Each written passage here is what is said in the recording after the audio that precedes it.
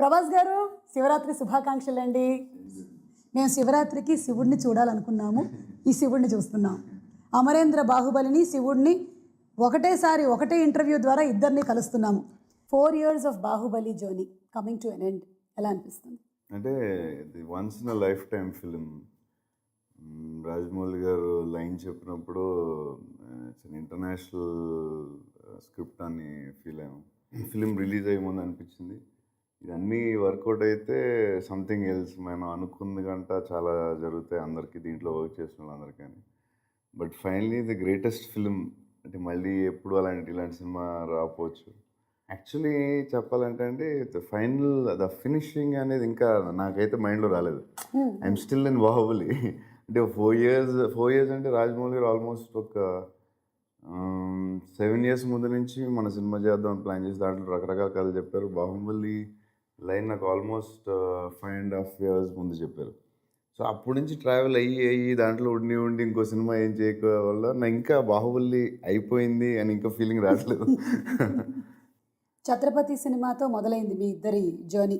And ఆ ఛత్రపతి సినిమాలో మీ characterisation, మీరు చెప్పిన డైలాగులు ఎందుకు ఒక్కసారి చెప్పరా? ఒక్క అడుగు అని. స్లోగా చెప్తా. ఒక్క అడుగు. ఇది స్లోగా ఉందా? అంటే సాఫ్ట్గా చెప్తాను. ఈ వాయిస్ లో ఎంత వెయిట్ ఉందో తెలుసా, ఎంత బేస్ ఉందో తెలుసా? ఆ ఒక్క అడుగు 100 అడుగులు వేసినట్టుంది.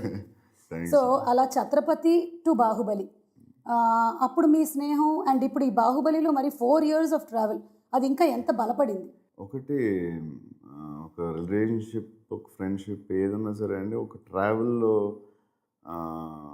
వేరే రకాలు ఏదో మనం ఫేస్ అవ్వాల్సి వస్తుంది.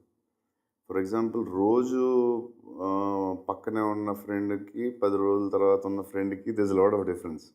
10 రోజులకి ఒకసారి వచ్చే ఫ్రెండ్కి. బట్ రాజమౌళి గారితో ఏంటంటే ఆయన రిలేషన్షిప్ కానీ ఆయన క్యారెక్టర్ గొప్పది కాబట్టి 10 years 11 years నుంచి ఆయన చూసిన క్యారెక్టర్ రోజు రోజుకి బెటర్మెంట్ అవ్వడం తప్ప ఎప్పుడు 1% కూడా తగ్గలేదు. అన్ని హిట్స్ తర్వాత నేను మగధీర ముందు తెలుసు, నాకు తర్వాత తెలుసు, బాహుబలి 1 తర్వాత తెలుసు. బట్ ఆయన నాకు తెలిసి ఎవ్రీడే బెటర్ పర్సన్ అవుతున్నారని నా పర్సనల్ ఇంటెలిజెన్స్ అనేది అందరికీ ఆడియన్స్ తెలుసు, ఎందుకంటే సినిమాలు చూస్తున్నాం, ఆయన చేసే సినిమాలు ముందు తర్వాత అన్నీ చూస్తున్నారు. బట్ క్యారెక్టర్గా ఆయన ప్రతిరోజు బెటర్ పర్సన్ అవుతున్నారని నా పర్సనల్ ఒపీనియన్. అంటే రాజమౌళి గారు ఫస్ట్ ఏదైతే థాట్ యూనివర్స్లోకి పంపించారో, ఇంతమంది పాజిటివ్ వాళ్ళని అట్రాక్ట్ చేసింది అనమాట. అందరినీ ఒక చోటికి తీసుకొచ్చింది. అందుకనే probably this project got this much of mileage. అంటే నేను ఫస్ట్ పార్ట్లో ఎక్స్పీరియన్స్ నేనైంది ఏంటంటే, అందరూ సినిమా వర్కౌట్ అయితే అందరికీ ఏదో మనం అనుకున్న దానికంటే ఏదో ఎక్కువ వస్తుందని అందరూ ఫీల్ అయ్యాం. But the most important Rajamouli గారికి కావాల్సింది ప్రొడ్యూసర్ అండి ఈ సినిమాకి. సో ద ప్రొడ్యూసర్ అనేది చెప్పాలంటే ఎక్స్ట్రాడినరీ ప్రొడ్యూసర్ దొరకడం వల్ల దిస్ ఇస్ బాహుబలి. ఇది ఇన్ని కంట్రీస్లో కానీ ఇన్ని నేషనల్ సినిమా అవడానికి విజన్ ఉంది కానీ, బట్ దాన్ని సపోర్ట్ చేసింది ఒక బ్యాక్ బోన్లో it is the producer. Cinema start అయ్యాక ఎంత అవుతుందో ఏమవుద్దో అని దిగేదాకా తెలియదు. అట్లీస్ట్ పార్ట్ 2 కొంచెం పర్వాలేదు, ఎందుకంటే ఇలాంటి సినిమా ముందు చేయలేదు. బట్ ఇప్పుడు అసలు ఆయన ఫేస్లో కోపం చూడలేదు, టెన్షన్ చూడలేదు. టెన్షన్ ఉంటుంది డెఫినెట్గా, it's not a joke. Too much of risk, almost తల తాకిడి పెట్టినట్టే కదా. అసలు ఆయన గ్రేట్ ప్రొడ్యూసర్. అందరూ సెట్ బాయ్ అవును, లైట్ అందరూ ఏదో అద్భుతం చేస్తుంది, మనం ఈ అద్భుతంలో ఉన్నాం అనేది everybody use to feel in the first part. Finally cinema audience చెప్పేదాకా తెలియదు ఏ సినిమా అన్నా ఎంత గొప్పవాళ్ళైనా, బట్ ఆ ఫీల్ ఉండేది, గొప్ప సినిమాలో ఏదో ఉన్నాం మనం, we want to be part of it అనేది ఫస్ట్ పార్ట్లో అందరికీ ఉంటుంది. మొత్తం టీం అందరికీ. ఒక్కొక్క రోజు 700 people, ఒక్కొక్క రోజు 1000 మంది షూటింగ్లో, ఒక్కొక్క రోజు 2,000 మంది. బట్ ఎవ్రీబడి బాహుబలిలో ఉన్నాం అనే ఫీలింగ్ బిఫోర్ ఫస్ట్ పార్ట్లోనే ఉండేది చాలామందికి. అది అందరికీ అండ్ ఈ సినిమా ఆడాలని పాజిటివ్గా ఫీల్ అవ్వడం అందరికీ హెల్ప్ అయ్యి ఉంటుంది డెఫినెట్.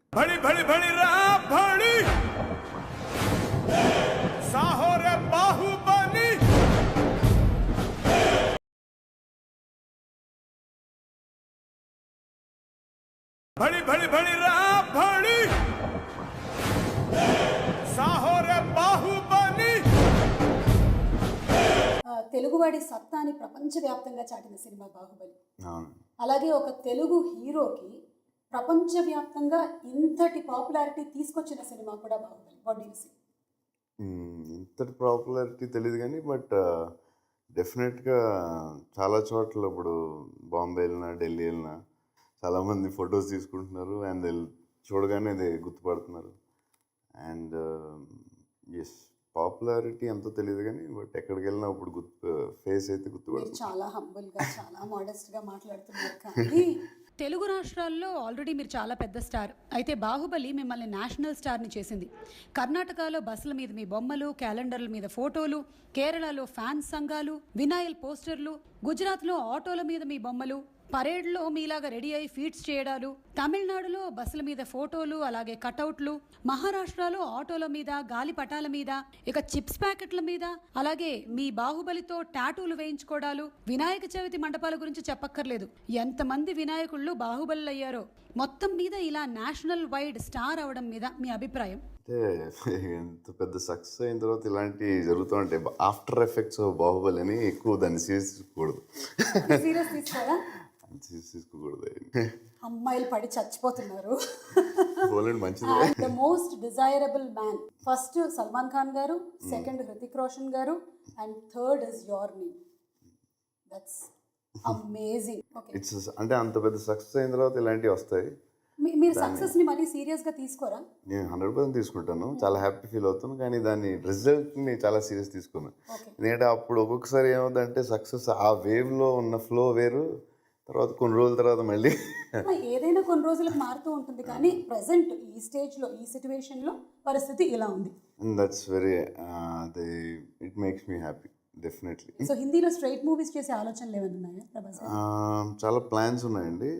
ఒకసారి ఒక 1-2 monthsలో అన్ని క్లారిటీగా చెప్తాం. ఓకే, మరి దీని గురించి స్పెషల్ హిందీ ట్రైనింగ్స్ ఏమైనా జరుగుతున్నాయా? ఒకవేళ అది చేస్తే దెన్ మీరు అసలు మామూలు క్వశ్చన్. దాని గురించి అలా చేస్తే వీళ్ళు డెఫినెట్గా అవసరమైతే హిందీ కూడా నేర్చు. ఒక తెలుగు సెలబ్రిటీ ఇది తుసాడ్స్ మ్యూజియంలో ఫస్ట్ టైం కదండి? సౌత్ ఇండియాలో ఫస్ట్ టైం. మాకు విన్నప్పుడు చాలా ఆనందంగా అనిపిస్తుంది, అరే మా ప్రభాస్ గారి విగ్రహం టుసాడ్స్ మ్యూజియంలో ఉంది అని. మరి మీకు? అంటే ఫస్ట్ టైం మా ఫ్రెండ్ ఫోన్ చేశాడు, చేసి అరే మేడం టుసాడ్ ఫోన్ చేశారు అంటే ఆడు ఎక్సైట్మెంట్ కంగారులో ఆడు ఫాస్ట్గా మాట్లాడతాడు ఎప్పుడు. మేడం టుసాడ్ ఫోన్ చేశారు అంటే మేడం టుసాడ్ ఫోన్ చేశారు, అరే మన స్టాచ్యూ పెడతారంటే నేను అర్థం కాలేదు. స్టాచ్యూ ఏంటి, మేడం టుసాడ్ ఏంటి అంటే బాహుబలిలో అద్భుతం జరిగితే ఏ జరుగుతాయి అనుకున్నాం, కానీ మేడం టుసాడ్ అనేది అసలు ఎక్కడ లైన్లో లేదు. ఆ డ్రీమ్లో ఈ అద్భుతాల్లో లేదు. ఈ అద్భుతాలు లేవు.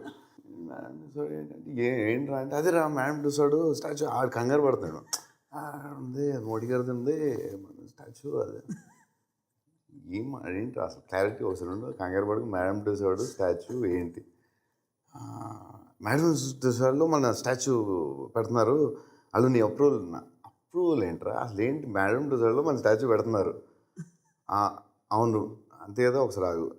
నాకు కొంచెం టైం తీసుకుని నాకు కొంచెం హైపర్ అయిపోయాను.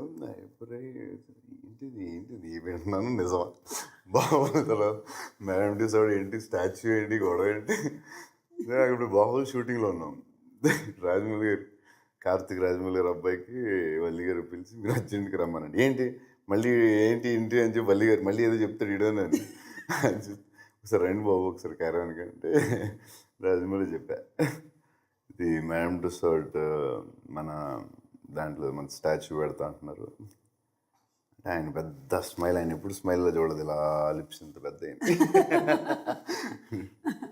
సో అది దానికి ఒక హాఫ్ డే 1 day పట్టింది, తర్వాత మళ్ళీ ఓకే నార్మల్. కానీ he must have been the happiest person అండి. డెఫినెట్లీ.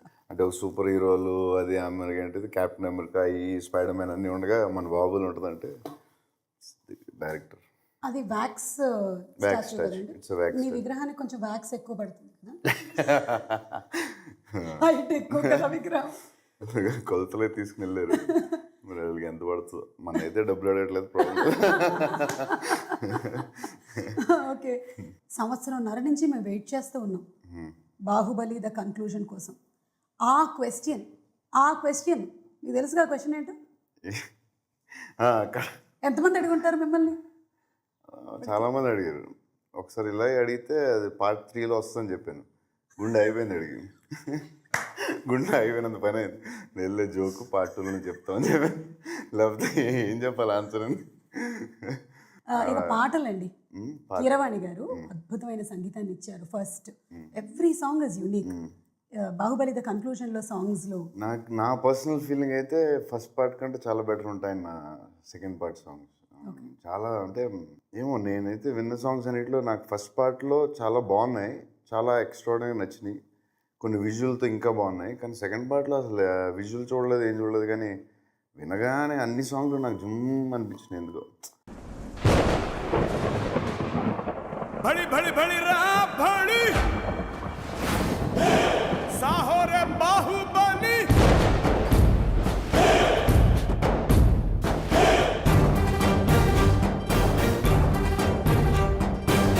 बड़ी बड़ी बड़ी रा बड़ी साहो रे बाहुबली.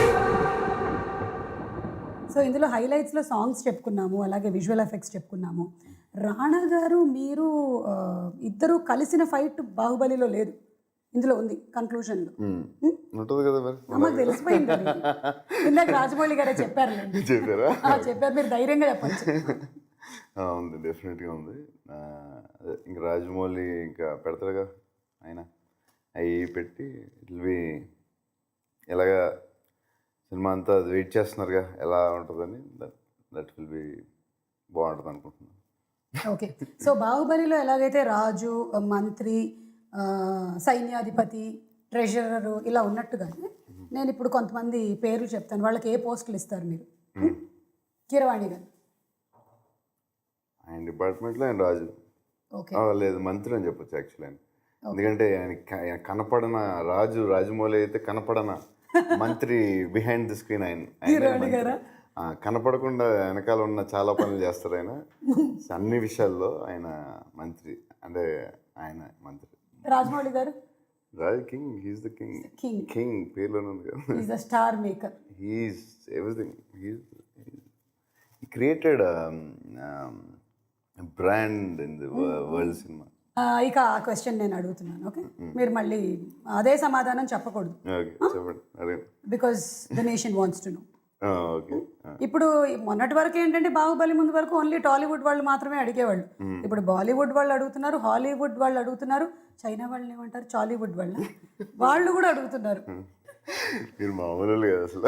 కాదు, ఎందుకు మీరు పెళ్లి టాపిక్ కంటే కొంచెం దాన్ని వెనక్కి నెడుతున్నారు? మరి దానికి క్లారిటీ. పెళ్లి చేసుకున్న వాళ్ళు ఎవరినైనా చూసి మీరు భయపడ్డారా? లేదు లేదు, అలాంటిదేం లేదు. ఏంటో దానికి కరెక్ట్ ఆన్సర్ లేదు. ఒకవేళ వచ్చినప్పుడు డైరెక్ట్గా టడాంగ్ అని టీవీలో, పేపర్లో మీకు వస్తుంది. ఏమొస్తుందో తెలుసా? మిస్సెస్ బాహుబలి అని వస్తుంది.